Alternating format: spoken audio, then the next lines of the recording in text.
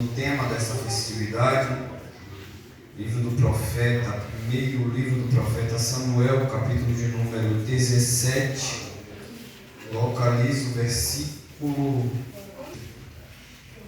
em 2 Samuel, deixa marcadinho lá, capítulo de número 21, os versículos 15 a 21. 2 Samuel, capítulo 21, perdão, versículos 15 a 21. Enquanto os irmãos procuram, eu quero expressar minha gratidão a Deus por mais essa feita. Dizer para os irmãos que não me conhecem, estive aqui outra vez no início da campanha, se não me falha a memória, com o jovem Rafael. Meu nome é Edielson Andrade, venho da cidade de Salvador, Bahia, juntamente com minha família. Eu peço perdão, minha esposa não pôde se fazer presente, pois fazemos parte da liderança dos adolescentes do setor. E dia de quinta-feira, como está se aproximando da nossa festividade, estamos ensaiando alguns hinos novos e o jogral, mas trago o abraço dela, sintam-se abraçados em nome de Jesus. Trago também um abraço do nosso pastor setorial, pastor Ananias Oliveira. Sintam-se abraçados por ele, viemos debaixo da bênção, porque ainda somos aqueles tipos de obreiros que saímos debaixo da bênção. A gente pede permissão ao pastor. Se o pastor disser amém, a gente vai. Se ele disser fica, a gente fica, porque a gente está para servir. E não é o servo maior do que o seu Senhor. Se Jesus serviu, eu também tenho que aprender a servir. E serviço ainda é obediência. Então, feitas as apresentações, quero apresentar o irmão Lucas, que está comigo. Ali é o meu rapaz da mídia pessoal, que Deus em Cristo o abençoe. Enfim, irmãos, Deus abençoe a vida de todos. Pastor Paulo, que Deus em Cristo abençoe, me conta um pouco de obreiros dessa casa. Nosso irmão Yuri foi o canal de bênção para estarmos aqui essa noite. Primeiro livro do profeta Samuel, capítulo de número 17, versículo de número 40. Minha tradução é um tanto quanto diferente, mas os irmãos vão acompanhando. E ele tomou na sua mão o seu cajado e escolheu para si 5 pedras lisas. Diga, 5 pedras lisas. Mais forte, 5 pedras lisas. 5 pedras lisas. Glória a Deus. E as colocou em um alforje de pastor que ele tinha, em uma bolsa. E a sua funda estava na sua mão, e ele se aproximou do filisteu. Vai no versículo de número 50 ainda do capítulo 17, que diz assim: Assim Davi prevaleceu sobre o filisteu, com uma funda e uma pedra, e feriu o filisteu e o matou. Porém não havia espada. Diga, não havia espada. Não havia espada na mão de Davi. Na mão de Davi. Pula para 2 Samuel, capítulo de número 21. 2 Samuel 21, os versículos 15 a seguir, diz assim: Além disso, os filisteus ainda fizeram outra guerra contra Israel. E Davi desceu, e com ele os seus servos, e lutou contra os filisteus, ao ponto que Davi se cansou. Diga, Davi se cansou. E Isbi-Benob, que era dos filhos do gigante, cuja lança pesava 300 sequels de bronze em peso, estando ele cingido com uma espada nova. Diga, espada nova. Espada nova. Tentou matar a Davi.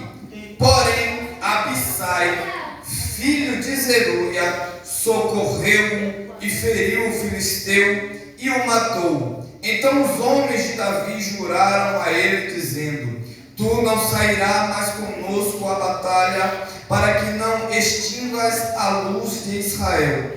E sucedeu que depois disso houve novamente outra batalha contra os filisteus em Gobe. Então Sicai, o Zatita, matou Asaf, o qual era dos filhos dos gigantes. Houve novamente outra batalha em Gobe contra os filisteus. onde Elonã, filho de Jaaré Erogim, um belemita, matou o irmão de Golias, o geteu, cuja lança a vara era com um eixo de tecelão. E ainda houve uma batalha em Gate, onde havia um homem de grande estatura, que tinha seis dedos em cada mão e 6 dedos em cada pé, 24 em número, e ele também nasceu dos gigantes. Versículo de número 21 diz: e quando ele desafiou Israel, Jonatã, filho de Simeia, irmão de Davi, o matou. Glória a Deus. Muito bonito de sua atenção. O capítulo de número 16 narra o início do chamado, da escolha, da separação de Davi. O capítulo de número 16 inicia dizendo que Samuel estava se lamentando. Samuel estava o quê? Por causa de Saul.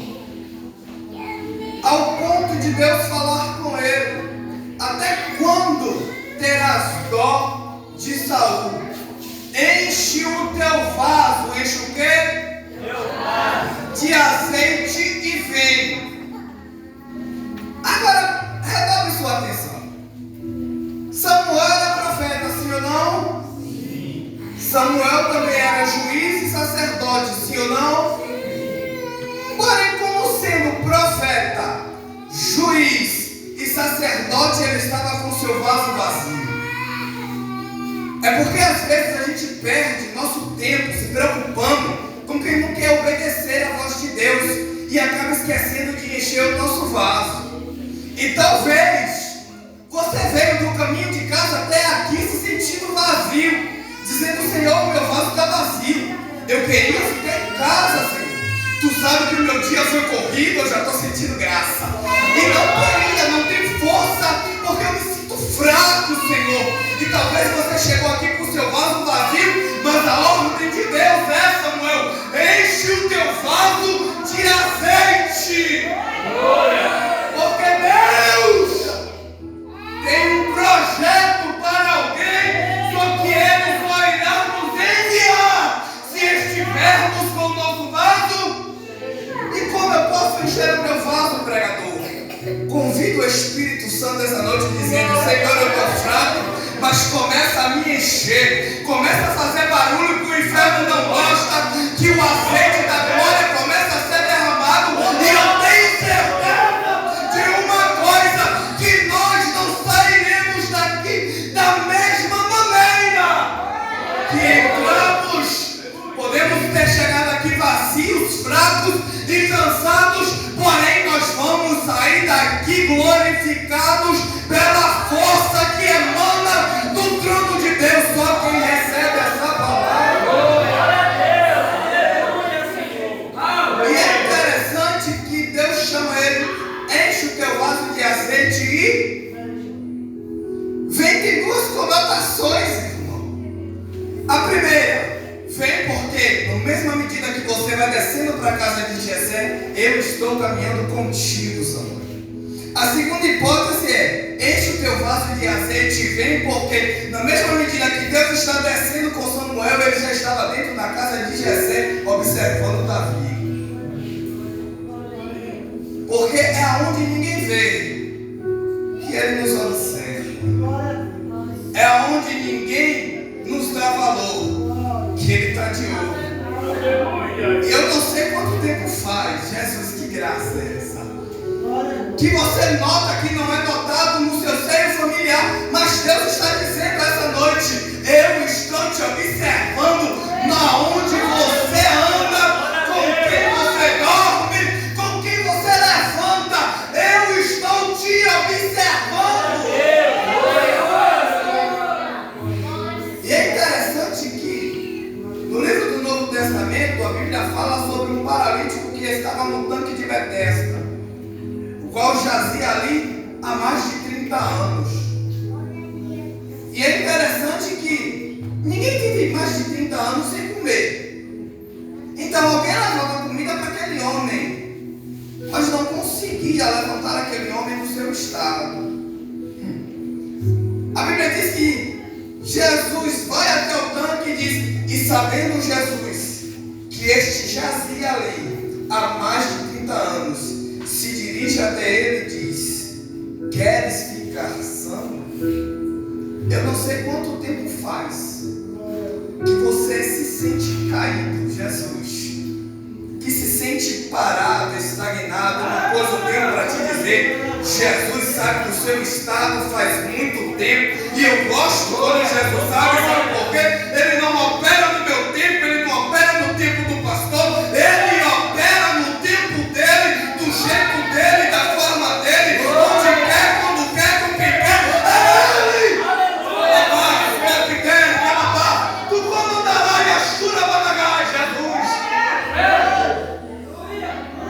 E ele diz: como, Senhor? Se quando as águas se movimentam, não tem quem me lance lá. E indo eu, porque nós somos assim, quando não aparece ninguém para ajudar, a gente tenta, vai se arrastando. E Jesus parado ali na nossa frente dizendo: para de tentar, porque só quem pode fazer sou eu.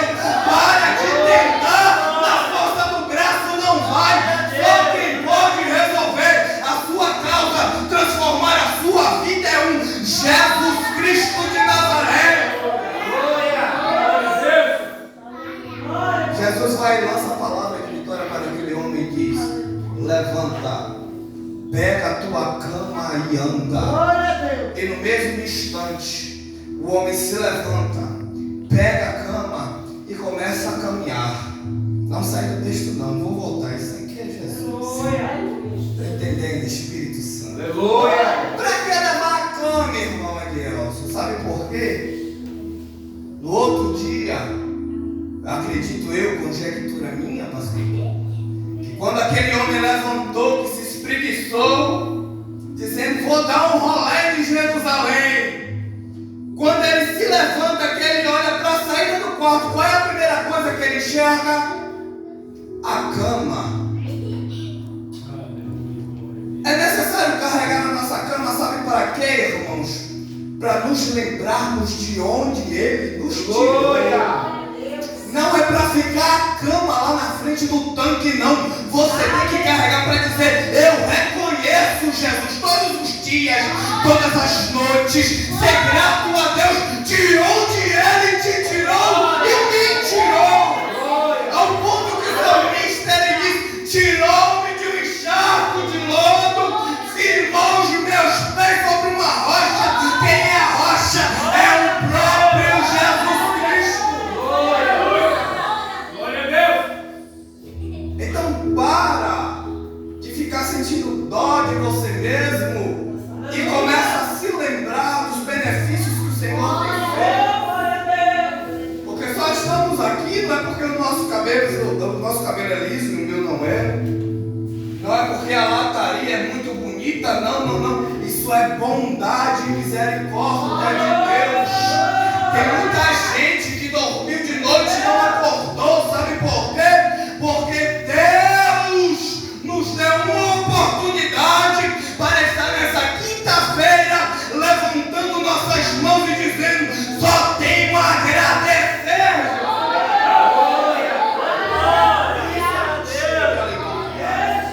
Jesus, meu Deus, estou entendendo, Espírito Santo. Quando ele chega na casa de Jessé, eu vou resumir, irmãos. Mas tomando, fica à vontade, então nós vamos soltar o freio de mão.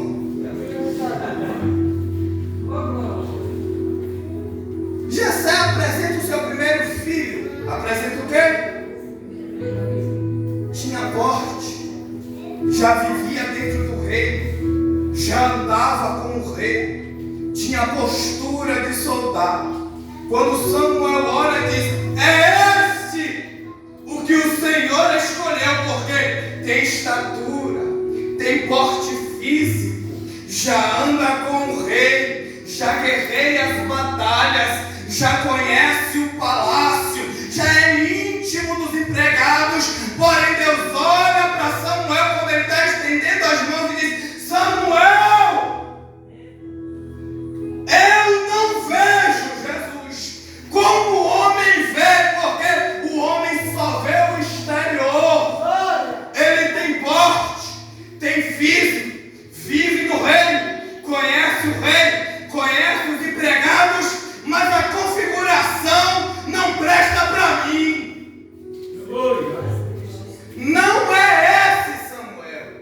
problema dos nossos dias é que tem muita gente se enganando com aparência, porque a aparência é agradável aos olhos. À primeira vista a gente olha e diz: é homem de Deus, é mulher de Deus, é bênção para minha vida. Não é não, meu irmão.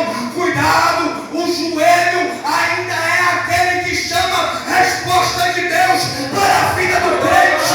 Para de olhar com os olhos carnais e começa a olhar com os olhos da fé. A Bíblia diz que nós andamos por fé e não por vista. Mas no século 21 me parece, Jesus, tu entendeu? Que muita gente está vivendo pela aparência. A gente já aprendeu a maquiar.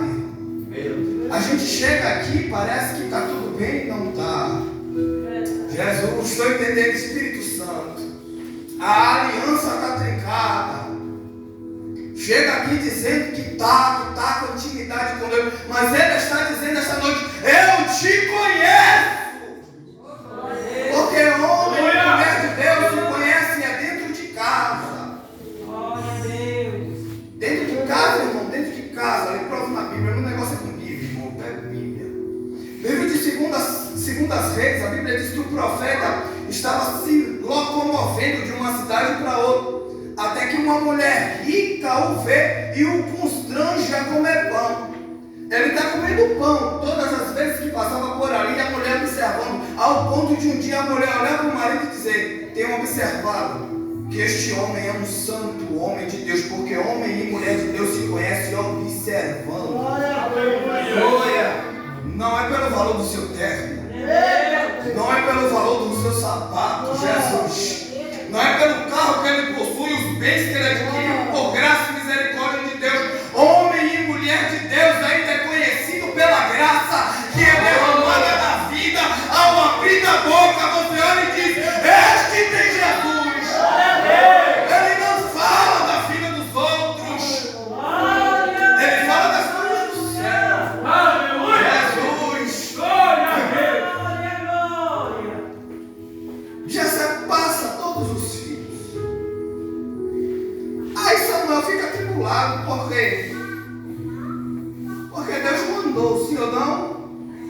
Aparentemente passou todo mundo. Porém, quem era para estar no cenário não estava. Porque nem sempre nós vamos estar presentes aonde nós não somos desejados. Aprende isso. A gente quer chamar a atenção de todo mundo, a gente quer ser visível e perceptível a todo mundo, a gente se esforça e gasta nossas energias com quem não merece, quando a gente deveria estar entregando toda a nossa força para Deus.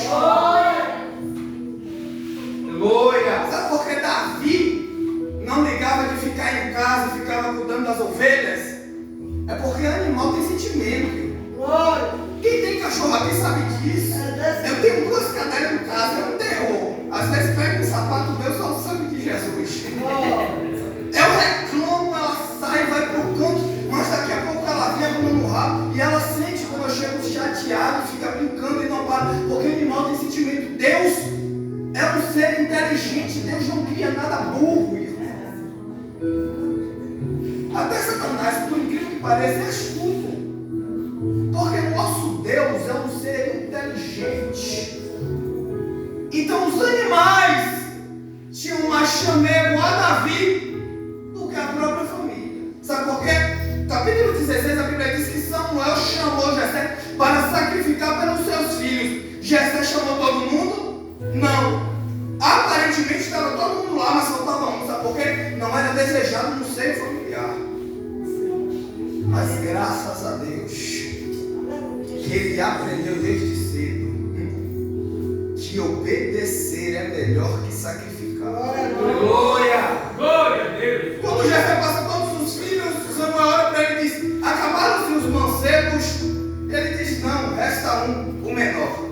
E o menor não é só em estatura, irmãos. A expressão e a conotação da palavra no original é aquele que muito pouco vale. Ele não andava no palácio, não conhecia o rei, não conhecia os corredores do reino, e cuidava de ovelhas malhadas. Ovelhas o quê?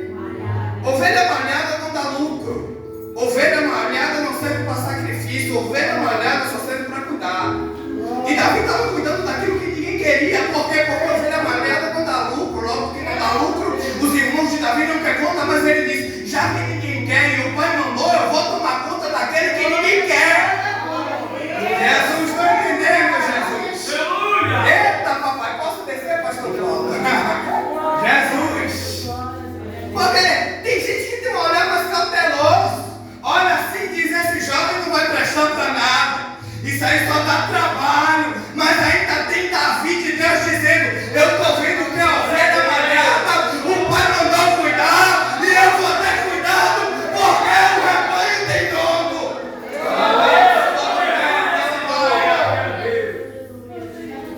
E é nesse cuidado que você vai sendo observado.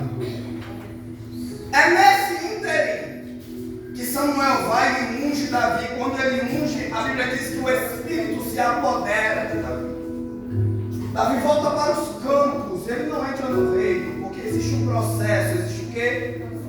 E o processo é doloroso, o processo é demorado, o processo machuca. Mas sabe por que eu gosto do processo? É porque ninguém amadurece sorrindo.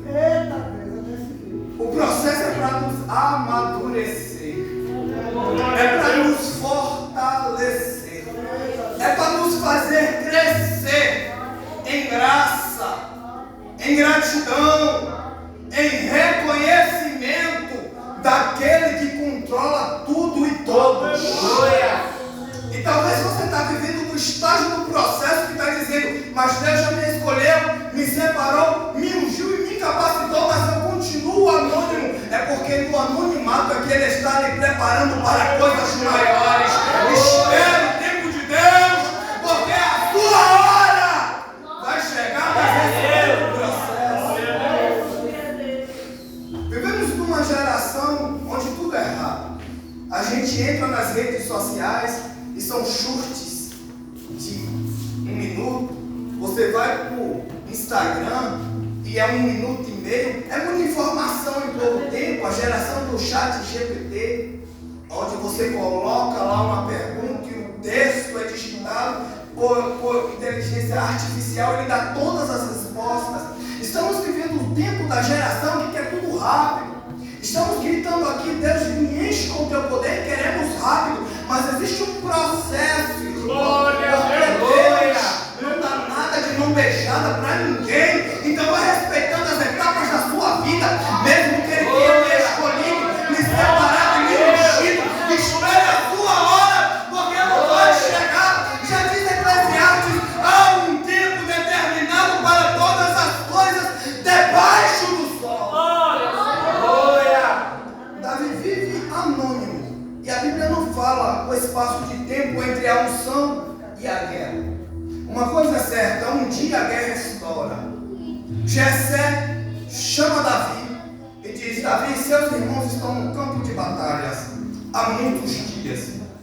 Eu quero que você leve esse cereal para eles e traga o penhor deles. Traga o quê? Bom, ainda tem gente. Glória a Deus. Davi vai para o campo de batalha. Quando ele chega lá, o povo de Israel está parado. Ninguém estava pelejando.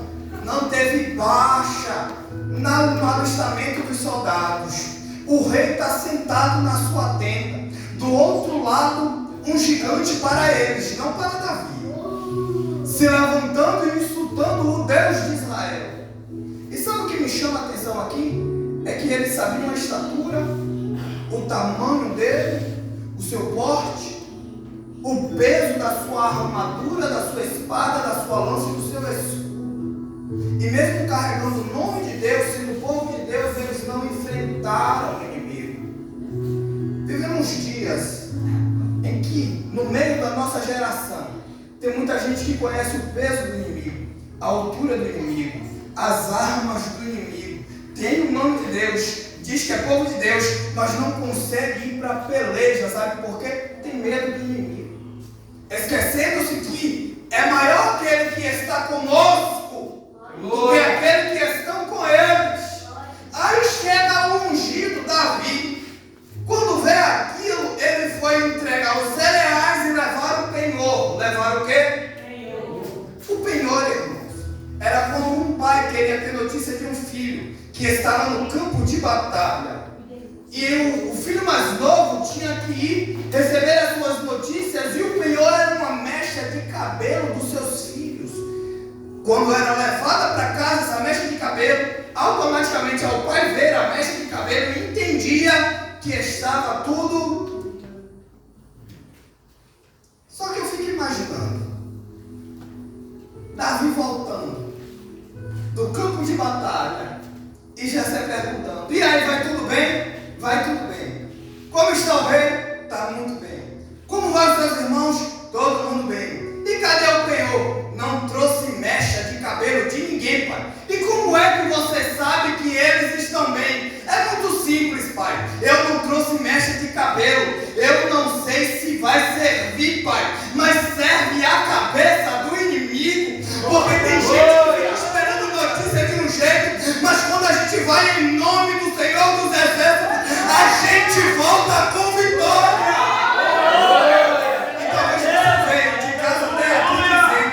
A peleja está grande, Jesus. Eu quero saber como estão os meus irmãos. E quando você chegar em casa, aquele e aquela que não veio para esse culto perguntar como é que foi o culto, você vai dizer: eu só sei de uma coisa, está todo mundo bem. Eu saí de casa no meio da guerra, mas voltei para casa com a cabeça do inimigo na mão, porque Deus me deu vitória nessa noite.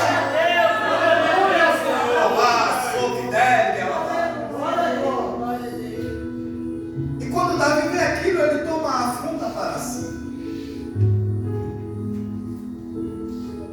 E ele se auto-indica para o rei. Ele diz: Senhor, eu irei. O rei olha para ele e diz: tu não pode pelejar contra aquele filisteu, porque ele é homem de batalhas. Você é só um rapaz. Jesus, estou entendendo.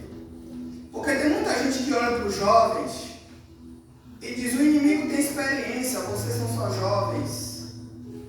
Vocês não têm experiência no campo de batalha. Mas toma posse daquilo que Deus lhes confiou, porque foi Ele que vos chamou. Aleluia! Glória a Deus! Tem muita gente que olha para vocês, eu estou entendendo, Espírito Santo, e diz: esse aí na primeira peleja vai cair, não vai cair não, vai voltar para casa com a cabeça do inimigo, porque foi o Senhor que vos chamou. Aleluia! Em nome de Jesus. Jesus, estou entendendo. Glória a Deus. Porque pela ótica humana nós não estaríamos aqui. Se eu for contar a minha história, irmão, o tempo não vai faltar. Mas eu sou um ex-traficante. Todo mundo no bairro do Calabetão, em Salvador, olhava para minha mãe e dizia: pode comprar o caixão porque os dias estão contados. A polícia falava para ela: pode comprar o caixão porque os dias estão contados. E quebrando toda a ótica humana, todo mundo olhava para mim e dizia: não presta para nada, não serve para nada, só veio trazer mais sentimento para os seus pais. Eu era um motivo de vergonha no meu lar. Estou entendendo, Espírito Santo. Por muitos anos eu envergonhei a minha família. Mas chegou um dia que até eu mesmo desacreditei da vida, e ele olhou lá de cima e diz: até agora que você desacreditou de você, que ninguém mais lhe quer, que você não acredita mais em nada, eu vou te reciclar para minha glória. E sabe o que é que eu amo em Deus? Porque Deus só trabalha com material de segunda para fazer coisa de primeira. Todo mundo olhava para Davi e dizia: é só um jovem. Deus olhava para lá e dizia: é uma ferramenta poderosa na minha mão. Deixa quem quiser falar, você é uma ferramenta na mão de Deus. Quem recebe essa palavra? Eu estou me segurando aqui, mas daqui a pouco eu vou dar umas duas terras.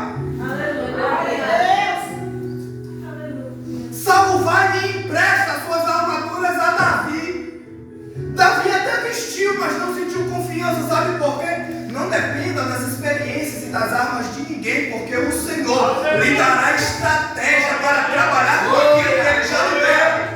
Porque às vezes a gente olha, pastor Paulo, para algumas pessoas e diz: rapaz, eu queria ser que nem fulano. De vez em quando eu escuto isso na minha carreira, eu peço misericórdia. Eu digo: irmão, não queira não. Você quer viver metade do que eu vivi? Às vezes nós ficamos desejando as armas de outra pessoa. Quando Davi usa, irmão, isso é muito forte. A Bíblia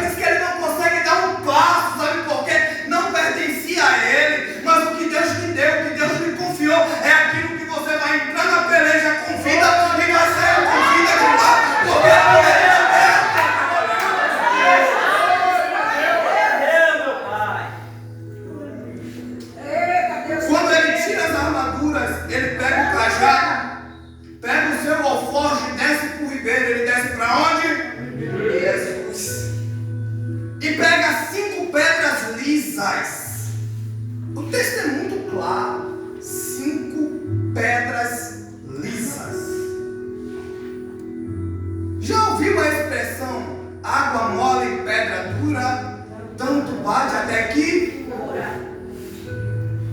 Porque descer para o ribeiro, pegar 5 pedras, eles estavam no meio do deserto, certamente tinha muita pedra por ali.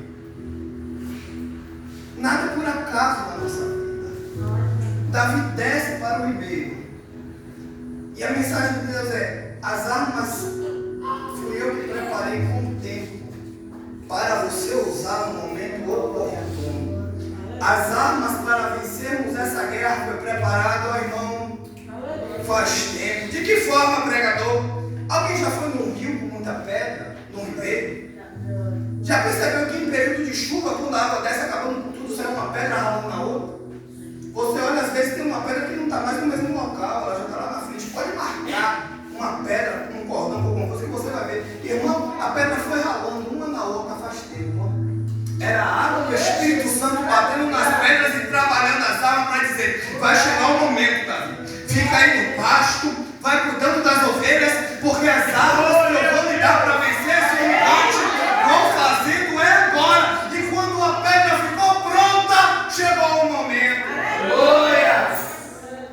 Davi pega 5 pedras, sobe. E foi uma luta desleal. Não é aqui que eu vou focar lá no texto de lá, não se preocupe, já vou concluir. Quem ainda quer escutar, diga glória a Deus. Glória a Deus. Davi sobe para o campo de batalha, a Bíblia diz que estava um filisteu e o seu escudeiro, pastor. Golias não estava sozinho não, gente. Era uma briga de 2 contra 1, porque o inimigo só vem assim, na covardia. A Bíblia diz que quando o povo estava saindo do Egito, quando chegou no deserto, o Amaleque guerreou contra o povo de Deus. E a Bíblia diz que ele veio por trás. Porque o inimigo não tem coragem de nos atacar pela frente, ele só vem na covardia. É no momento que você baixa a guarda, é no momento que você não vigia, que ele vai tentar lhe atacar. E se você não estiver vigilante, é por isso que Jesus disse a Pedro: vigiar e orar para não entrar dizendo. Aleluia. Então vigia. Não pense que isso aqui é brincadeira, nós não vemos com os olhos carnais, mas no campo espiritual, irmão, tem anjos guerreando por nossa vida, nossa família. Aleluia, meu Pai. Glória a Deus. Quando Davi vai, o gigante começa a correr para Davi. Davi se apressa, corre até o gigante e de longe lança a pedra que estava na funda. Sabe por que Davi não esperou o gigante ficar perto? Me pergunta por quê? Porque inimigo a gente tem que atacar de longe. Glória a Deus. O problema é que tem muita gente brincando com o inimigo, quer ficar brincando de perto com o inimigo quando se deve atacar de longe. Sabe por que uma pedra? Porque a pedra tem um longo alcance. Quando ele vinha com a lança e com a espada, Davi disse: eu vou te atacar de longe para não te dar a oportunidade de me atacar primeiro. Aleluia. Então use a inteligência que Deus lhe deu e não espere. Viu o sinal do inimigo se aproximando? Ataca de longe. De que forma, irmão de Deus? Começa a levantar a mão cansada, a alinhar os joelhos desconjuntados, a levantar a espada da palavra e dizer: eu vou guerrear na oração. Mas Davi só usou uma pedra. Quantas pedras Davi usou nessa guerra? No livro de 2 Samuel, caminhando para a conclusão, a Bíblia diz que rolou outra guerra contra os filisteus. Davi já estava avançado em idade, ele já tinha tempo. Davi já tinha vencido a perseguição, Davi já havia vencido a fome, Davi já havia vencido os inimigos, Davi já havia vencido a si mesmo. E quando a guerra chega em Davi, ele já está velho, cansado. Porque na primeira guerra a gente está com todo o vigor, irmão. Estou entendendo, Espírito Santo. Mas os anos vão passando e você começa a cansar. É o marido que não se converte, é o filho que não vem para a igreja, é a porta que não se abre, e você já não tem mais o mesmo vigor. A Bíblia diz assim: e Davi tanto lutou que se cansou. E Isbi-Benob,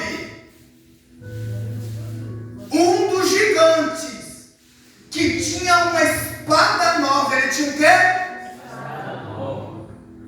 Eu não sei qual é a ferramenta nova que o inimigo intentado contra a sua vida, mas uma coisa é certa, Deus está levantando Isbe Benob essa noite para defender os filisteus, mas também Deus está levantando o Abissai para guerrear pela vida de Davi. Enquanto você está aqui, você pode ser um Abissai dizendo: eu estou vendo Davi cansado, já cansou Davi, mas eu vou ajudar Davi a se levantar nesse campo de guerra. Ele não vai morrer. O inimigo sempre vai tentar usando uma arma nova, mas Deus sempre terá um Abissai para a sua vida. Assim foi na minha. Acho que todo mundo olhava para mim e dizia: ele está cansado. E minha mãe com os joelhos dobrados. 12 anos. 12 anos. Afastados do Evangelho de Jesus Cristo. Com a vida toda acabada. E minha mãe orando. Quando foi um belo dia, eu retorno para Jesus. 3 meses depois que eu aceito Jesus, tinha um traficante, conhecido como 50 lá no bairro. Ele tinha virado a boca. Virado a boca é tomar a boca, que tomava. E ele era doido para me matar. Quando eu me converti, foi a mesma noite em que eu tentei matar ele e todo mundo que estava junto com ele. Eu não sei como. Estava com o nariz cheio de cocaína. O sangue cheio de álcool. Eu não sei como, não me lembro até hoje. Quando eu vi, eu já estava dentro da Assembleia de Deus em Jardim Santo Inácio, no meio de uma festividade. Sabe por quê? Porque tinha Abissai de joelho dentro de casa dizendo: ele não morrerá, ele viverá. Será que dá para você ser a boca de Deus para a vida de alguém? Tem alguém que depende da sua oração. Glória a Deus, meu Pai. Aleluia. Davi guardou 4 pedras. As 4 pedras que Davi guardou, ele não usou. Sabe por quê? Não seria mais aquelas pedras, mas Deus passaria a usar homens. Deus levantou 4 homens para defender e ajudar Davi. Aleluia. Livro de 2 Samuel diz que 4 homens se levantaram contra 4 gigantes e venceram os 4. Glória a Deus. Sabe por quê? Na primeira guerra, Deus lhe deu uma ferramenta. Na segunda, Deus lhe dará companheiros. Aleluia. É o que está faltando, pastor Paulo. Está faltando gente para orar com a gente, para motivar. É todo mundo procurando o seu espaço e acaba esquecendo do soldado que está do lado. E às vezes vem até fogo amigo, irmão. Não é fogo inimigo, não. É fogo amigo. E sabe o que eu acho interessante? É que a falta de caráter de Judas não denigriu e nem transformou o caráter de Jesus. Judas traz Jesus, vai dar um beijo no seu rosto e Jesus fala: amigo. A psicologia demonstra que quando nós temos grande carinho por alguém e essa pessoa nos trai, o primeiro impacto que nós temos é de depressão. O psicanalista Augusto Cury diz que ele se converteu através dessa passagem. Ele era ateu. E ele disse que não compreendeu, porque Jesus viveu 3 anos e meio com Judas, alimentando Judas, dormindo com Judas. Judas trai ele e ele continuou lendo, esperando que Jesus espancasse Judas, que excluísse Judas do rol de amigos. E Jesus olha para Judas e diz: amigo, sabe por quê? A falta de caráter de outro não deve transformar o caráter que Deus já formou em nós. Está te traindo, continua orando. Está falando mal, continua dando pão. Sabe por quê? A falta de caráter dele não pode transformar o seu caráter, mas o seu caráter pode transformar a falta de caráter dele em um caráter cristão. Glória a Deus. Está faltando um companheirismo. Às vezes alguém desliza, comete uma falha, e a primeira coisa que muitos de nós sabemos é apedrejar e excluir. E eu não sei por que Deus está me levando para esse ponto, não está no tudo, mas eu vou falar. caminhada. Eu ficava dentro da igreja e era num bairro rival e todo mundo ficava olhando para mim dizendo: você está dando só o tempo, daqui a pouco volta logo. Quando eu cheguei no primeiro culto de doutrina na segunda-feira, o pastor Josué me chama e disse: Edielson, você lembra o que aconteceu sábado? Eu disse: eu lembro de tudo que aconteceu aqui dentro, pastor. Eu só não lembro como eu cheguei aqui. Mas já que estou aqui, não esqueci de pop não, vou voltar. Eu vou ficar, pastor. E fui ficando. Depois de concluir 13 meses, esse pop que eu queria matar ele, queria me matar, foi na minha casa para me matar. Um domingo. Tinha acabado de ganhar a primeira lição da escola bíblica dominical, porque eu não tinha condições nem de comprar, irmão. Porque a gente sai da boca de fumo e não pensa em ninguém, que ninguém dá emprego de primeira não, ninguém dá não. E quando dá é para bater pá. Quero ver se ele vai trabalhar mesmo, quero ver se ele quer Jesus. E eu aceitei o meu processo. Disse: se é aqui que o Senhor me quer, se é aqui que eu vou ficar. Procurei o pastor e disse: pastor, estou precisando de uma ajuda. Ele: para quê, meu filho? Eu disse: eu não quero cesta básica, eu não quero nada. Eu só quero que o Senhor me ajude a montar uma guia para me vender bala no Sul. E ele olhou para mim: é isso que você quer, Deus? Eu disse: é, pastor, porque eu vivi 12 anos da minha vida traficando e gastando muito dinheiro, tinha muito dinheiro. E hoje eu quero ganhar o meu dinheiro honesto, porque é isso que a Bíblia ensina: aquele que roubava não roube mais. Glória a Deus. Comecei a trabalhar vendendo bala. Foi quando este pop apareceu lá em casa no domingo. Estava feliz, falei com minha mãe: mandei a primeira lição da escola bíblica dominical, vou voltar a pregar. Minha mãe alegre, passou uns 15 minutos e eu ouvi uma voz me chamando do lado de fora: ô Edielson. E sabe o que é interessante? É que na noite anterior eu tinha sonhado com Atos 7. Eu vi a passagem clara assim na minha frente. O texto aberto, uma Bíblia aberta, e a passagem de Estevão toda na minha frente. Eu acordei no domingo de manhã em Salvador, ainda há consagração de manhã antes da EBD. E era culto de missões. E o que foi? Qual foi o texto que o pregador pregou? Atos 7. Eu entendi. Está vindo coisa por aí. Continuando. Quando eu ouvi a voz, minha mãe foi pro portão. Ela virou, irmão. Sabe aquele olhar de mãe, tipo assim, corre? Minha mãe virou para mim assombrada e disse: mãe, pode mandar entrar. Irmão, eu me conheço. Eu já fui muito pior. Jesus Cristo tem trabalhado no vaso de barro. De vez em quando o vaso quer dar uma entortada para se estragar e dizer por aqui. Porque o processo, como eu falei, leva tempo. Edielson tem esse amor de pessoas, não. Você olhar na minha casa e dizer: esse menino é gadareno. Só de olhar, o negócio era triste. O negócio era terrível. Peguei e falei: pode entrar na minha casa, porque a minha casa é de Jesus. Aí ele entrou. Parou na porta e disse: e aí, cabeça? Você não disse que ia matar o cara? Olha o cara aí. Eu olhei para ele e disse: ô varão, minha conversa não é com você não. Pode entrar, varão. 3 meses, irmão. Pensa aí a cabeça do meu povo. Mas estava cheio de Deus. O inimigo não sabia.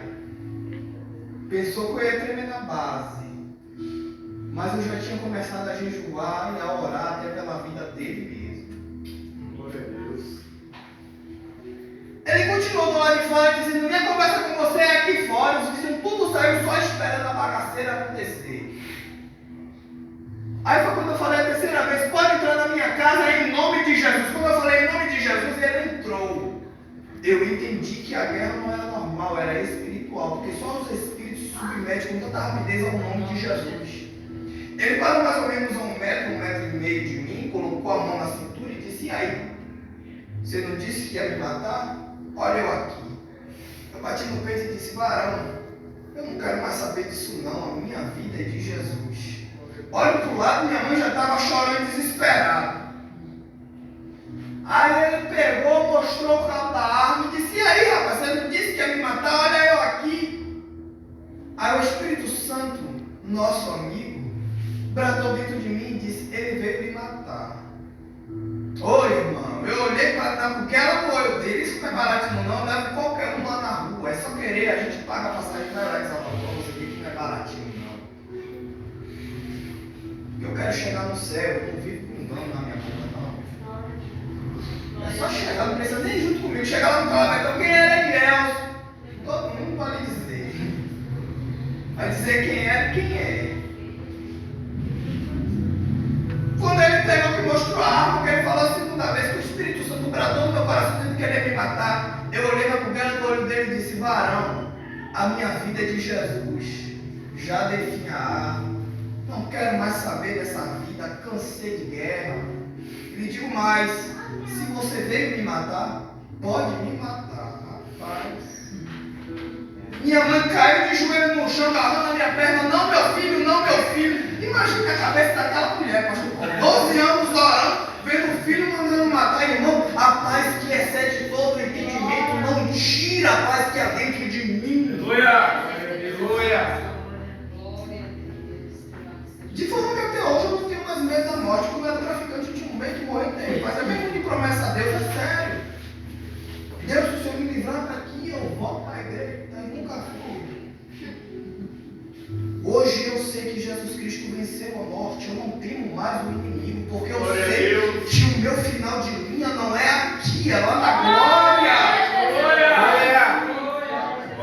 Todos os inimigos foram vencidos e estão debaixo do pé de Jesus. Quando eu falei isso, ele arrastou a arma, escalou o cachorro e pintou na minha cara. Eu olhei dentro do cano daquela arma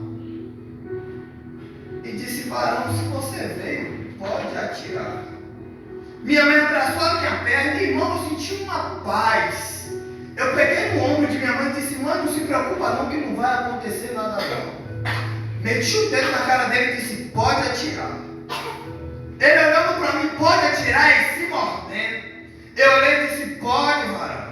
Comecei a sentir um fogo queimando dentro da barriga e subindo. E comecei a gritar: atira, atira. Daqui a pouco a língua enrolou. Saiu a primeira rajada. Aí eu comecei a sentir graça. Era falando língua estranha e dizendo: atira. E sabe o que aconteceu? Não saiu uma bala daquela arma, porque antes do inimigo chegar, Deus já tinha entrado lá em casa. Não se preocupa não, rapaz. Antes da tragédia, chegou Jesus na tua vida e Ele está dizendo: eis que estou convosco todos os dias até a consumação dos séculos. Então descansa e confia, porque fiel é aquele que prometeu. E hoje olha eu aqui.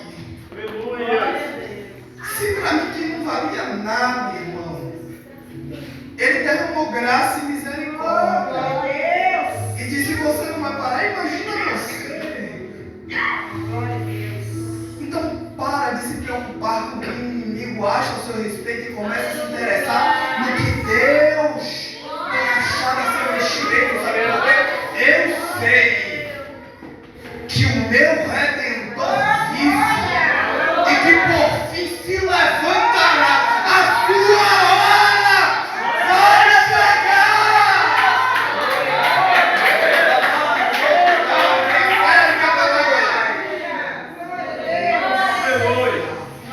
E eu queria, às vezes nós temos esse negócio mais forte, mas às vezes a gente quis falar na calmaria. E eu quero agradecer a minha oportunidade em nome de Jesus.